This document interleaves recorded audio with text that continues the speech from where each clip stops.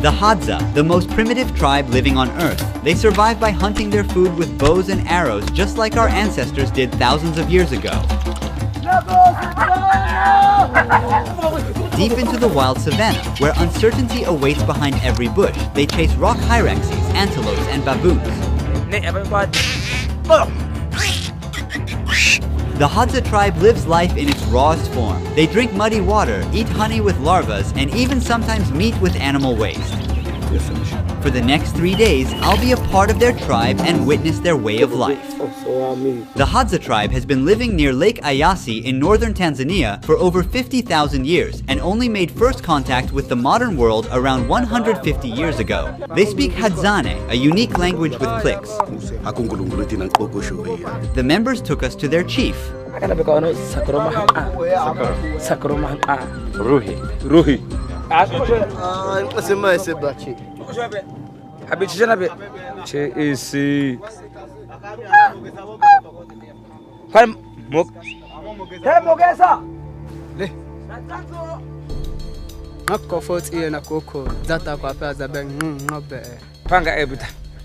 Hunting skills are evident in the leather and furs they wear.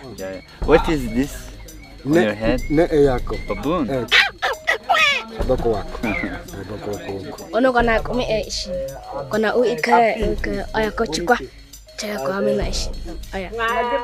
The salt in the tears burns the open wound, and the baby learns not to cry when feeling the pain.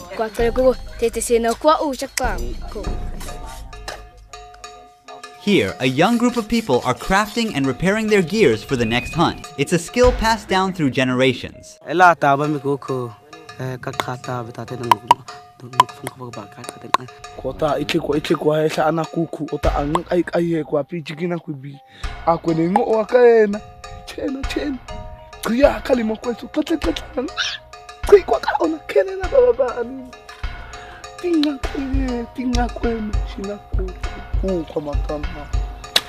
Coco, what happened there? What They customize their arrows with unique patterns. If someone's arrow gets lost and found, that's how they know whose it is. It also tells who shot the target. On their bow, they have these unique patterns, some parts of the animal that they hunted. This tells how talented and experienced this hunter is. Also, they use bird feathers to keep the arrow stable during flight. To make arrows, first they take a piece of wood and carefully shave it. It must be as light and straight as possible. They are always controlling the progress and using their teeth to fix any curves. Which animal do you fear the most?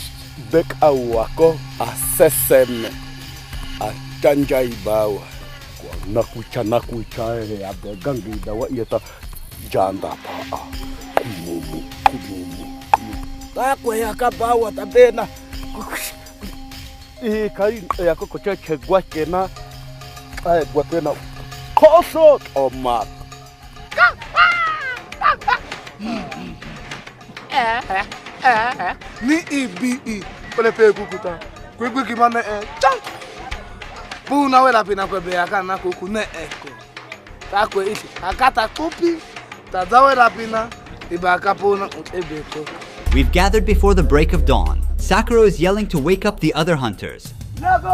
Please be aware that some scenes you're about to see may be sensitive. We kindly ask you to watch the culture and lifestyle of the Hadza tribe with respect and an open mind. Our journey into the wild begins once everybody is ready. They split into different groups so that they'll have better chances on hunting. The tribe is getting ready. Let's see what will happen. Once the daylight breaks, we're going into the wilds, with Socorro leading the way. We've got around 10 hunting dogs with us, on the alert. Hunters are carrying knives, bows, both poisoned and non-poisoned arrows. Sakura pointed this way. We are separating now, look there. So we will follow this group. One of our crew is following Sakura and the dogs. Throughout the hunt, we will separate into groups from time to time. In this vast terrain, the dogs are our eyes and ears. They are spreading out and searching over a wide area. This strategy allows both dogs and us to cover more ground and increase our chances of spotting animals.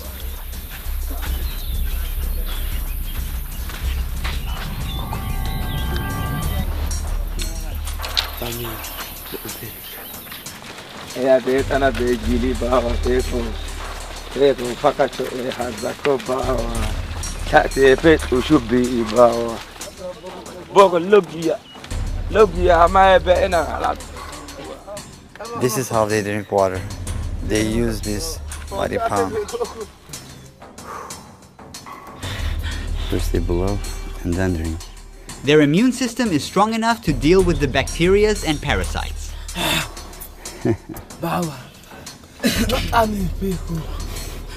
They don't care whether it's clean or not. The dog's starting to run. There's something there. Run. He's gonna put the long stick inside that hole. He's trying to move the animal to come out. The previous stick wasn't long enough. Now he's making a longer one. The dog is trying to dig a bigger hole to make it easier to grab the animal. Watch over.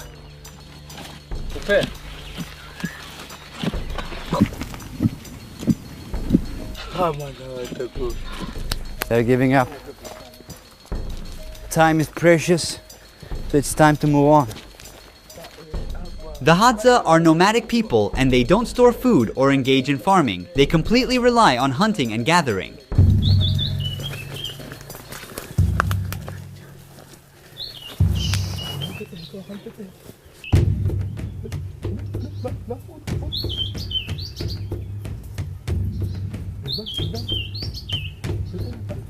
They're teaming up to catch the squirrel. One hunter shakes the tree to confuse the animal and make it run towards the other hunter.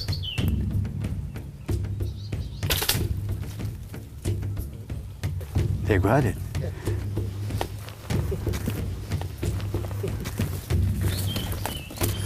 This is the first hunt of the day.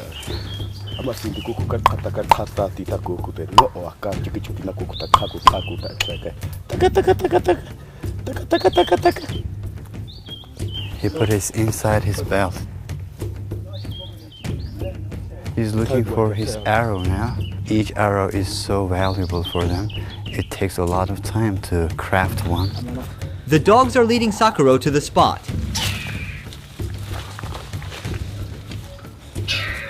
He's filling in the openings with grass to stop the animal from getting away.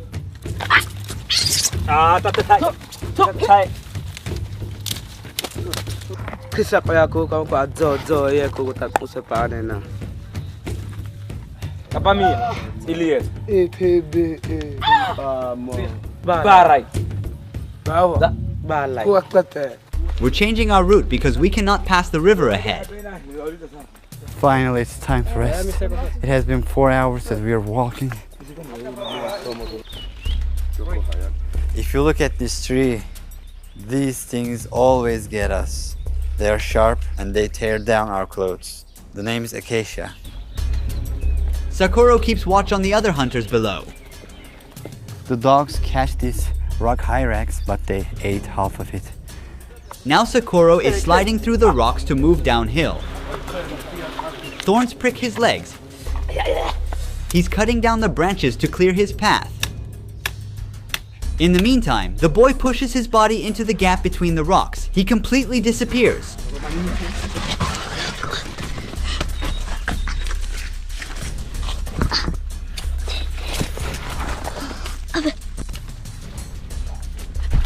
The boy who went in this rock has been circling the entire area from one side to the other.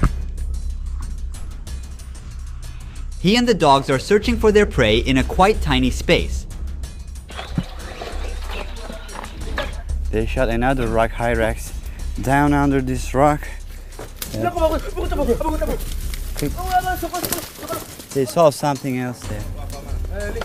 I think dogs are onto it now. They are trying to pull it out. It's a food that is ready but unreachable yet. The one in the nest has been caught. The animal is still alive. He's trying to end his way. That's a bad way to go. Very bad way to go.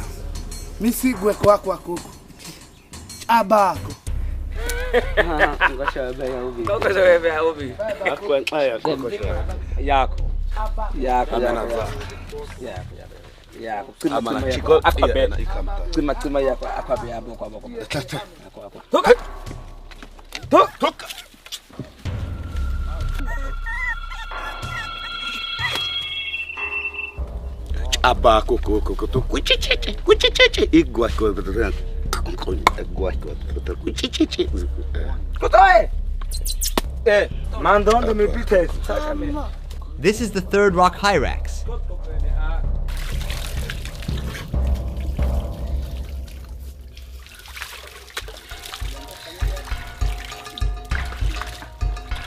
In just 50 years, the Hadza lost 90% of their lands to neighboring tribes, cutting down trees and driving away wildlife for crops and livestock. So they used to live all this area. The drop in animal population has made hunting and survival more difficult for them. Their way of life is at risk. Watch this. He makes a fire in less than a minute just by spinning the arrow fast between his palms. Now they take a break to consume a type of plant as they believe it boosts their vision and up hunting chances.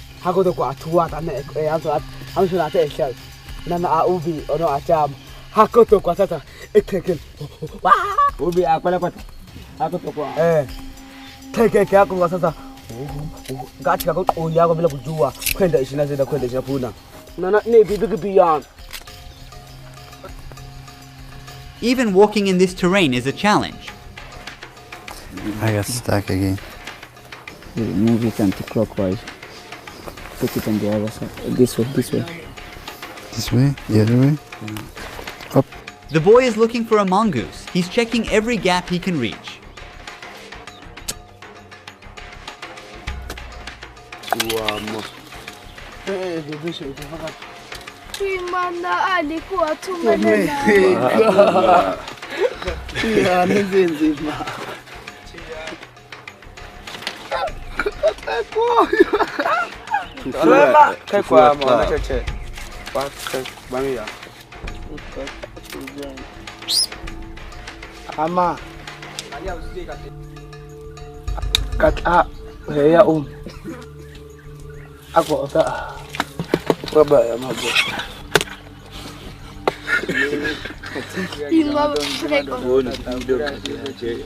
Don't judge, this is the way they live. This is how our ancestors has survived.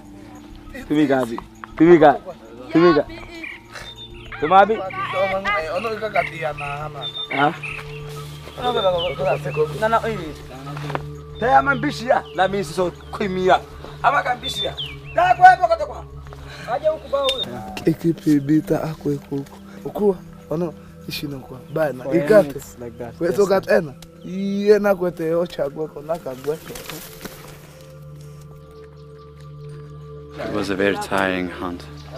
Very tiring. We walked 36,000 steps in just 7 hours while tracing animals in the mountains. He says for the baboons, they prefer the bottom meat. And which part?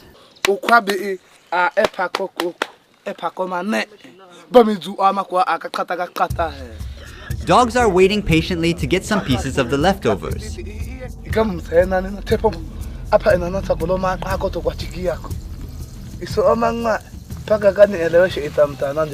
They start eating the hunted animal from the nails. They don't waste any part of it. They consume the meat along with soft bones. You can hear the pops and cracks with each bite they take.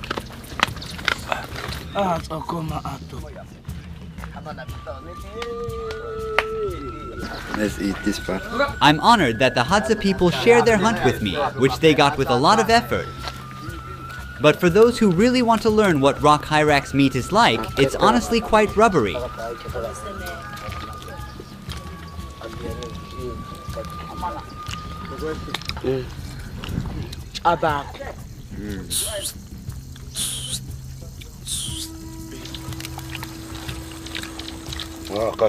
They spend their free time making new arrows to replace the ones they have lost during the hunt.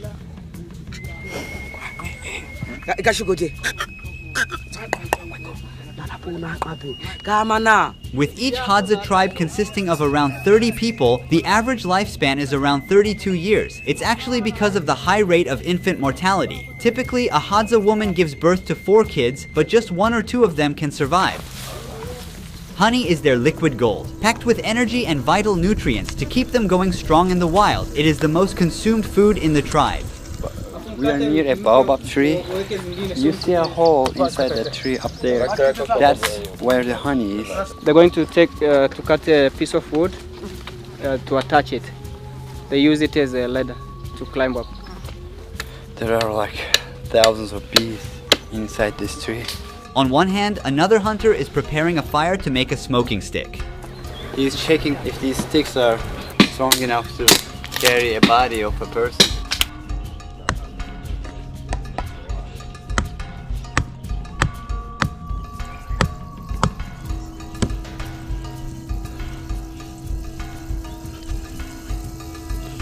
Now he puts the smoking stick into the hive to calm the bees for a short time. This loud buzzing is coming from thousands of bees. He still gets stung numerous times, but bears the pain to get to the honey. He must hurry because the bees will get out of the hive and we don't want to be chased by them.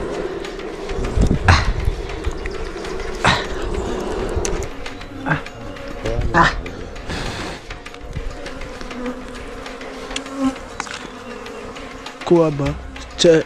Kaina. Ecco. Riana questo. Nati barne mo ko na bata ba. Keme uta abu ku. Ko ba mi tsako passa te akwana no ko. There is very little honey in it. It's mostly wax. And there are some larvae inside. Let me show you. For the Hadza, honey is not just food, but also their currency. They exchange it for sharp metal tools, glass beads, tire shoes, and corn flour.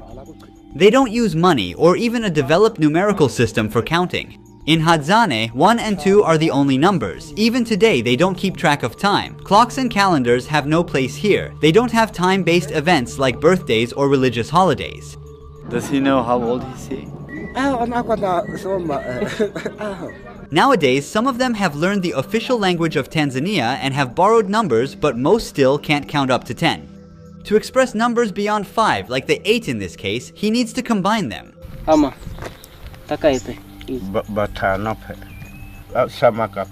If I asked him 70, what would he say? They use general terms to express larger quantities as they are too abstract for them. Do they always have that baboon hunting in their mind?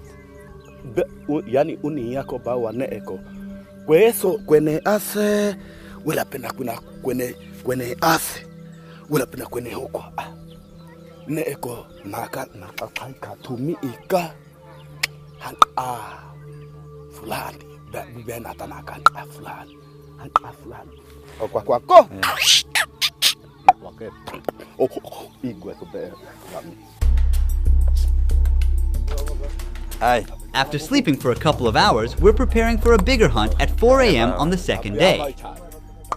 This is our second day in the camp and we will go for antelopes and baboons.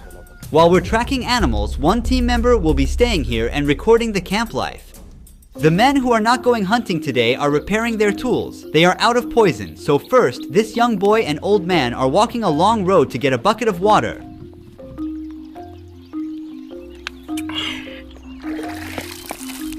Busy with their daily tasks, they still keep an eye out, taking advantage of any opportunity to hunt down something for today's meal. After several unsuccessful attempts, he finds a large snail on the way back to camp.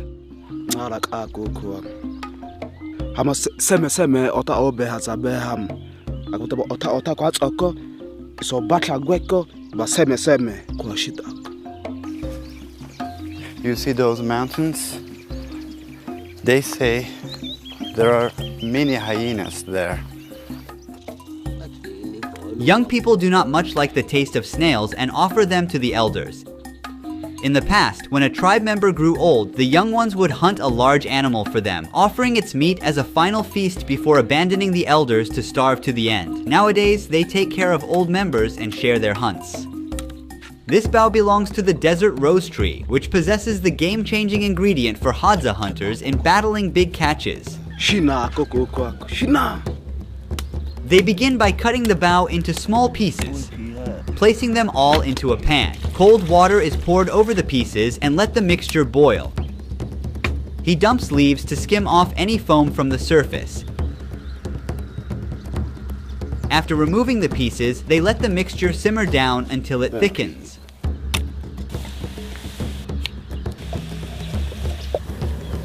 With one last stir, he transfers the essence onto a rock and adds a splash of water. Finally, he adds a bit of ash into it and mixes it by crushing it with a stone. And there you have it, a black, sticky, poisonous paste. He carefully coats the arrow tip with it. Now this arrow is ready for action. He rubs his hands on the grass to clean the poison. Ako koko akana besak adani yako. Bititi yako koko unini na ateni na koko. Ako koko kwa tempe. Iko chi koko paka ko inkono ko duli. Pai pude ito koko ta. Ewe koko ta. Tu. Pakate. Popoko komatiko. Angana atokwana koko. Akoro otona. Hakoko. While men search for meat and honey, women gather fruits, vegetables, and greens. Right now they unearth roots and tubers by using digging sticks. They are like nature's nutrient storage units. Here she found a wild potato.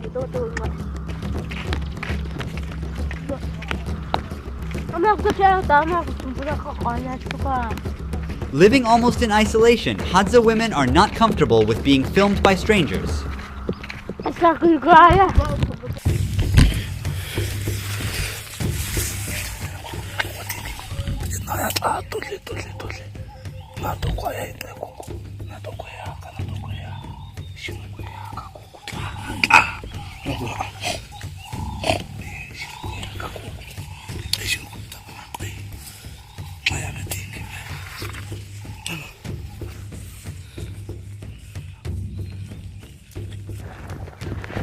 Look, pig digged here.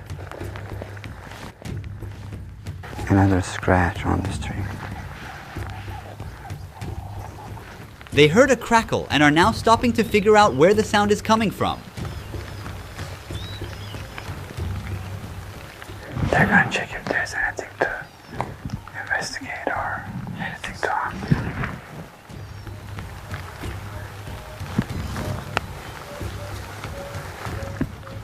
Nothing.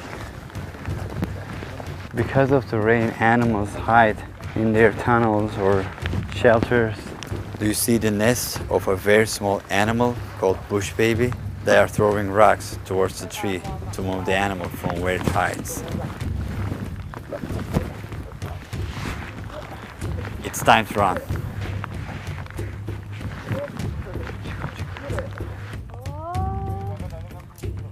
Missed.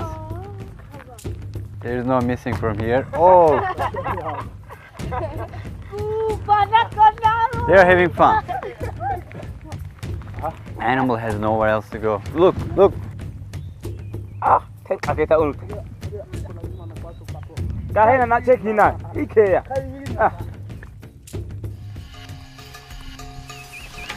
another one. The boy has spotted another bush baby nest. It's hiding inside. After the second attempt, it becomes unable to move.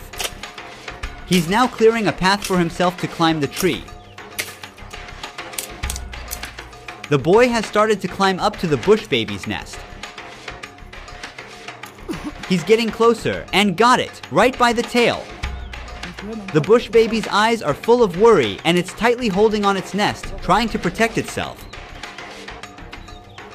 But no chance left for the little one. It's still alive.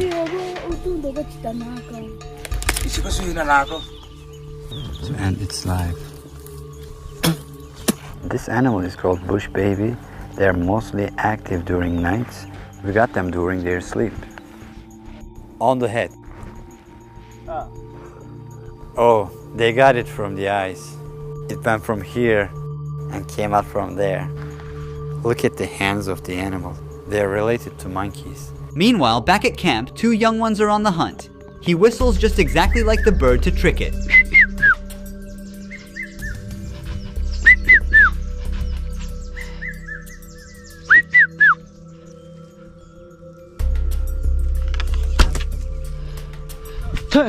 So near, yet so far, he missed it.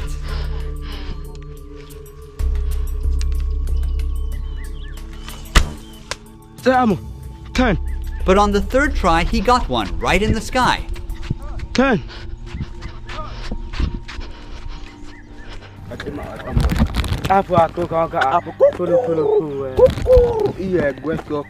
What happened to this dog? He's got a lot of scratches. Baboon? Yeah. Since rain has stopped, the animals can now come out of their shelters. And Hadza are ready to get them.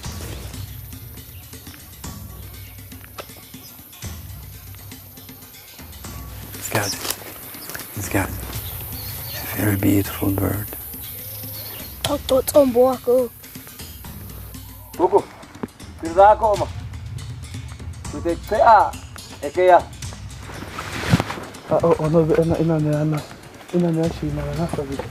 Dogs seem so sure. There is definitely something.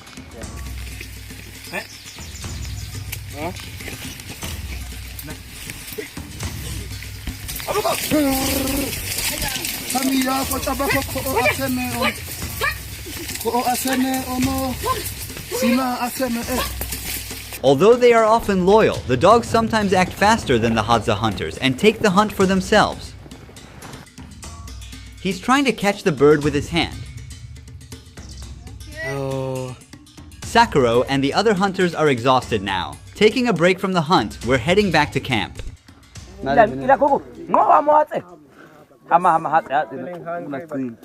is the last time he ate?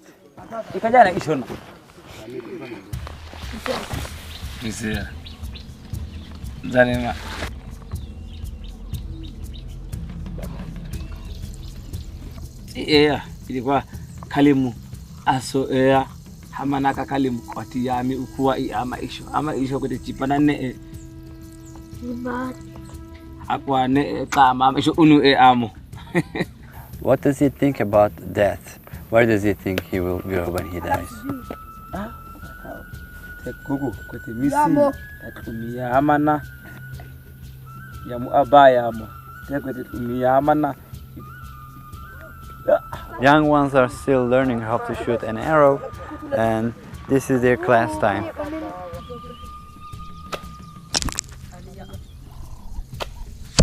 Ooh.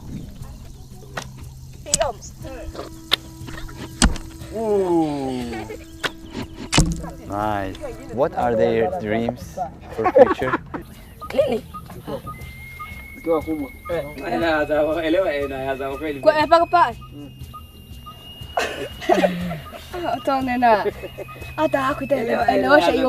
Sometimes it's difficult to understand the question. You tell them to talk about the future. Yeah, they don't have future concept. Kote iyo yako tatoga be pokosho ebe isokwena koi hankabe Puna. Early again, we're on day 3 with the Hadza tribe. While we were sleeping, a group that had gone out for a night hunt has just made it back.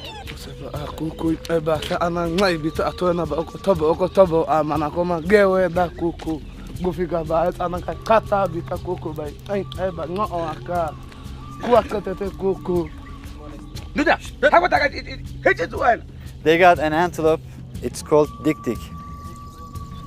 While we are getting closer to the baboons, those who stayed at the camp have started to build a hut. Right now, 2 men are heading into the bush to collect suitable branches and leaves.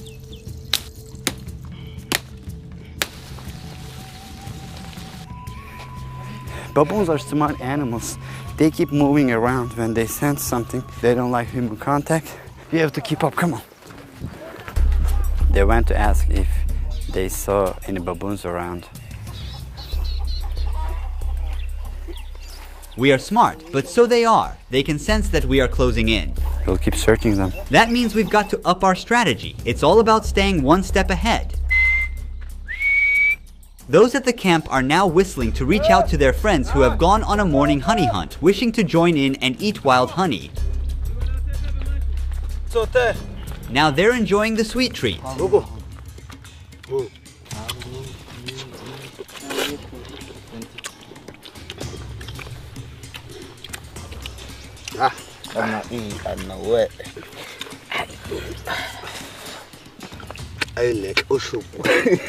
Hello.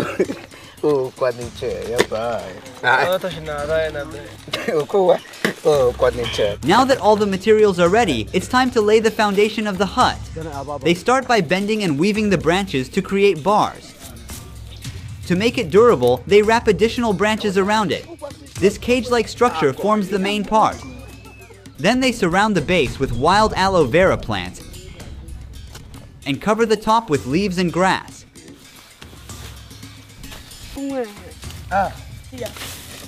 For the finishing touches, they tuck some white flowers.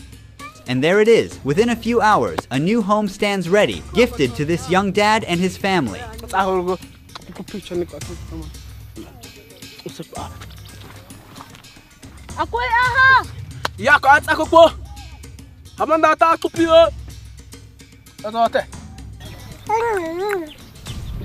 Baboons get up those baobab trees, so they are checking each and every tree.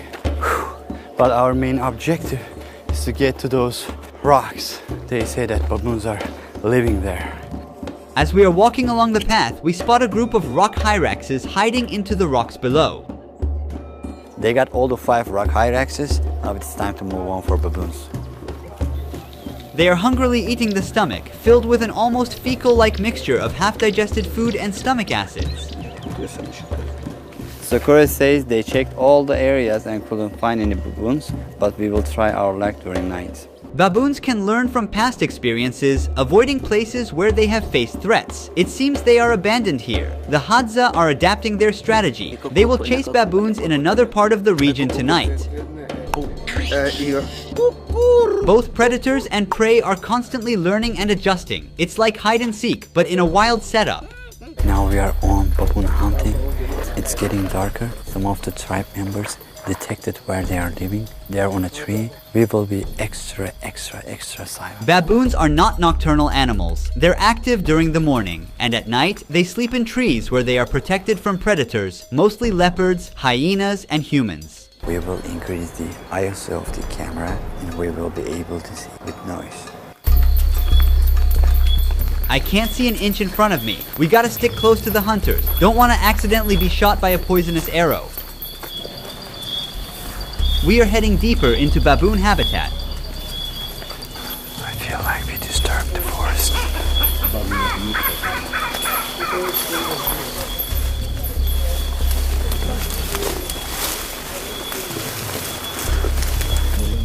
What was that sound?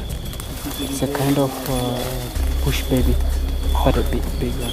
Bigger one. Baboons live in large groups known as troops. As they look out for each other, alert the group to possible dangers, and collectively defend against threats. They've seen one.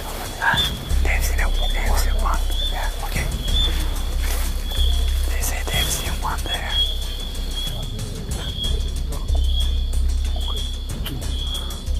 We have to move. They are not here. Baboons are extremely agile and can move quickly both on the ground and on the trees. They are trying to decide which way to go.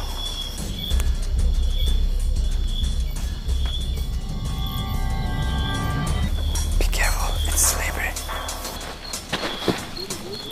We're walking along the edge of the stream, and there's a steep slope down below. It's so narrow, even for just one person to pass through.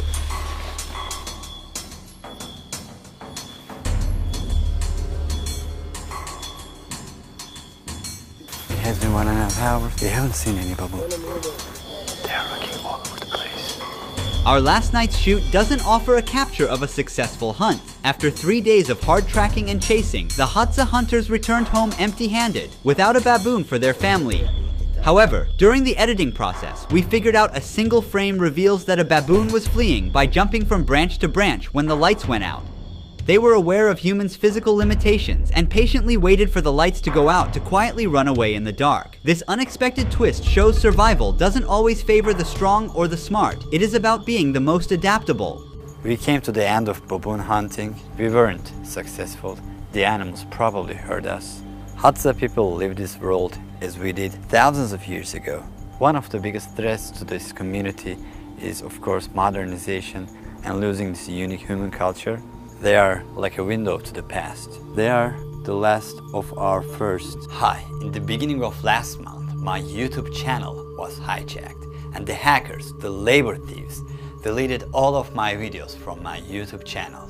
12 years of my work was gone. This sudden act caused my monthly earnings to drop to zero in just one click. We have eventually saved all the videos from our backup files. However, the algorithm no longer favors our recovered videos. As a result, the number of views we get from these videos has significantly decreased, causing us to lose our passive income. Because of this, our expected financial loss for the entirety of this year is at least $75,000, and we can't afford to fall that far behind. We strive to increase our documentary's quality in each video we make and try to broadcast in 14 different languages. But in this economic equation, we are struggling to make our documentaries available worldwide. Navigating the challenges of filming in remote and often hostile environments adds another layer of complexity to our endeavors. To make it possible for you to watch this Hadza documentary, a team of 314 people contributed their efforts, including 278 voice actors and 28 translators from 14 different countries, along with 8 more crew members working in fieldwork and post-production. It took us 3 months to finish this entire project. If you found any value in our documentaries, and if you want us to be able to continue producing these documentaries, we need you to now to click the Super Thanks button below this video. After clicking, you will see options regarding how much you can donate, or you can type a certain amount as you wish. This is the first time I'm asking for a one-time support from you. This crisis we are experiencing right now poses an existential risk for the documentaries we are trying to produce. Every donation from viewers like you helps us continue, grow, and create content that inspires and educates. We have amazing projects this year. For instance, we plan to visit the Berburu cave with a scientific community, the deepest cave in the world, which is a region that has never been documented and extends 16 kilometers underground. There is a high chance that we may discover some new animal species there that have never been discovered before. I will also be featuring a credit roll that includes your names in the community section of my YouTube channel as my way of saying thank you and recognizing your contributions. Before the hacking, our channel was going great. We were about to go global, but this sudden change cut us off immediately. We are out of competition now. Only together we can continue to exist. Thank you for your sincere donations.